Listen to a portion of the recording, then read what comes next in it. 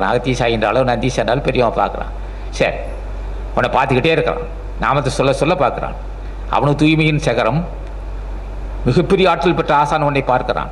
நாமத்தை சொல்லும் போதே ஒன்று பார்க்குறான். அவன் மட்டுமா பார்க்குறான்? அவன் சீடர் இருக்கிறான் 9 கோடி பேர்.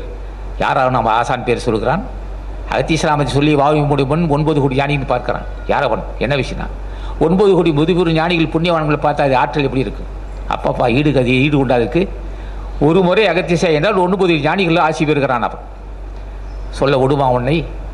இல்லை ராமலிங்க சாமி என்று சொன்னாலும் சரி, மாணிகாவாசை என்று சொன்னாலும் சரி, அத்தனை பேரும் ஒரே தன்மையானவர்கள், அத்தனை பேரும் அல்வாளர்கள், அத்தனை பேரும் காமதேகத்தை வந்தவர்கள், அத்தனை பேரும் தயசி கருணையை வடிவான மக்கள், அத்தனை பேரும் 5 தொழிலும் செய்வார்கள். அவர் எதை வேணாலும் செய்வான். எதை வேணாலும் செய்வான். அவன் எதை வேணாலும் செய்வான். எதை வேணாலும் செய்வான். ஏன்னா எவ்வளோ அழுத்தம் கொடுக்குறான்னா, அவன் ஆனை பெண்ணாக்குவான், பெண்ணா ஆனாக்குவான், எதை வேணாலும் செய்வான். என்ன ஆற்றல் தான்? எல்லாம் வல்ல பரபெருமத்தோடு சார்ந்து விட்டானவன். அவனை கூப்பிடுறாங்க. மலமற்றவன், காமமற்றவன், வஞ்சனையற்றவன், தூய்மையானவன், மிகப்பெரிய வரலாற்றுள் உள்ளவன். அவனை அழைக்கிறான், நாமத்தை சொல்கிறான். அவன் பார்க்கிறான். ஞானிகள் 9 கோடி பேர் பார்க்கிறார். பார்க்க பார்க்க பார்க்க பார்க்க பலவினைகள் பார்வண்ணம்னார்.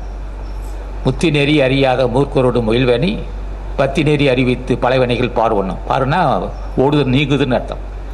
பார்வண்ணம் சித்தமலம் அறிவித்து சிவமாக்கி இடையாண்ட அத்தனை எனக்கு அருளியவாறு 6 பேர் வார வச்சினார் ராமலிங்க மாணிக்கவாசகர்.